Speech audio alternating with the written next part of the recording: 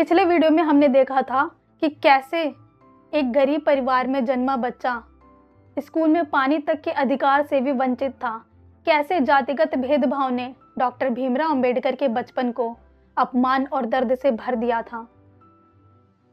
जब वही बच्चा शिक्षित हुआ, जब वही बच्चा दुनिया के बेहतरीन यूनिवर्सिटी से पढ़कर भारत लौटा, तो उसने सिर्फ अपनी ज़िंदगी ही नहीं बदली, बल्कि उसने पूरे समाज से सवाल पूछना शुरू कर दिया। आज की इस वीडियो में हम उस मोड़ के बारे में बात करेंगे जहाँ पे डॉक्टर भीमराव अंबेडकर एक विद्यार्थी से आंदोलनकारी बनते हैं, जहाँ पर किताबों का ज्ञान सड़कों पर संघर्ष बनकर रह जाता है। आज हम बात करेंगे महाड़ सत्याग्रह की, मंदिर प्रवेश आंदोलन की और उस आवाज़ की जिसे डॉक्टर भीमराव अंबेडकर जी ने छुआछूत जैसी अमानवीय व्यवस्था को खुली चुनौती दी। ये कहानी सिर्फ इतिहास नहीं, ये कहानी आपके अधिकारों की नींव है। इसलिए इस वीडियो को अंत तक जरूर देखें, क्योंकि इसे समझे बिना अधिकार और आरक्षण को समझना अधूरा है। दोस्तों, उस समय का भारत ऐसा था जहाँ पर दलितों को और पिछड़े वर्ग को ना तो बराबरी का अधिकार था और ना ही सम्मान का। सार्वजनिक कुआं जहाँ पे सभी को पानी पीने का अधिकार होता है, वहाँ से भी उन्हें पानी पीने नहीं दिया जाता था। सड़क, स्कूल और मंदिर, हर जगह भेदभाव था।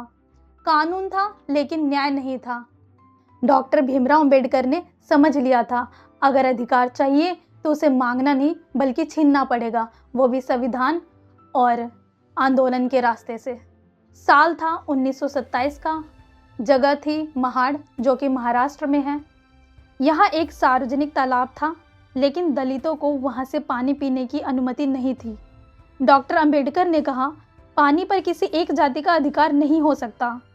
हजारों दलितों को वो साथ लेकर गए, सार्वजनिक तालाब से पानी पिया। यह सिर्फ पानी नहीं था, यह सम्मान और बराबरी की लड़ाई थी। इस आंदोलन ने पूरे देश को झकझोर दिया था और इसी को महाड़ सत्याग्रह के नाम से जाना जाता है। इसके बाद ऊंची जातियों ने इसका विरोध किया और तालाब को शुद्ध करने के लिए गंगा जल छिड़का।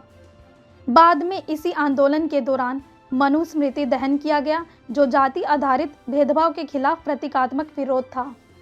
यह आंदोलन सामाजिक समानता और मानव अधिकारों की दिशा में एक बड़ा कदम था। इसने दलितों में आत्मसम्मान और संगठित संघर्ष की भावना को मजबूत किया। आगे चलकर यह आंदोलन भारतीय संविधान में समानता और मौलिक अधिकारों की नींव बनी। सोचिए, जब पानी पीने तक का अधिकार भी हमें आंदोलन से लेना पड़े तो उस समय की स्थिति कितनी भयानक रही होगी। अब बात करते हैं मंदिर प्रवेश आंदोलन की। दोस्तों, मंदिर भगवान का घर होता है, लेकिन उस समय वो भगवान का घर सबके लिए नहीं था। उस समय मंदिर के दरवाजे सबके लिए नहीं खुले थे। उस समय इतना भेदभाव था कि दलितों को मंदिर में भी जाने नहीं दिया जाता था। इसलिए डॉक्टर भीमराव अंबेडकर ने मंदिर प्रवेश आंदोलन किया। मंदिर प्रवेश आंदोलन का उद्देश्य यह था कि दलितों को धार्मिक बराबरी दिलाना, यह दिखाना कि धर्म के नाम पर भेदभाव गलत है।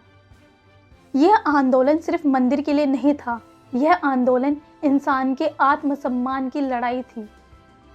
डॉक्टर भीमराव अंबेडकर ने साफ कहा, जाति व्यवस्था ही समाज का सबसे बड़ा जहर है।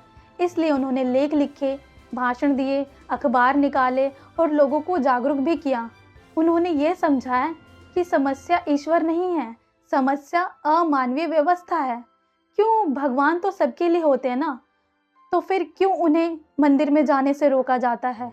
इसलिए उन्होंने यहाँ पर भी सबके बराबरी के अधिकार के लिए आवाज़ उठाई। अब बात करते हैं राजनीतिक अधिकारों की मांग की। डॉक्टर भीमराव अंबेडकर जानते थे कि जब तक सत्ता में हिस्सेदारी नहीं होगी तब तक अधिकार कागज पर ही रहेंगे। इसलिए उन्होंने मांग की, दलितों के लिए राजनीतिक प्रतिनिधित्व, अलग पहचान, कानून में सुरक्षा। यहीं से आगे चलकर पूना पैक्ट और संविधान की लड़ाई की नींव पड़ी। दोस्तों, डॉक्टर भीमराव अंबेडकर का संघर्ष सिर्फ दलितों के लिए ही नहीं था, बल्कि ये संघर्ष उन लोगों के लिए भी था जिन्हें दबाया गया है, जिन्हें चुप कराया जाता है।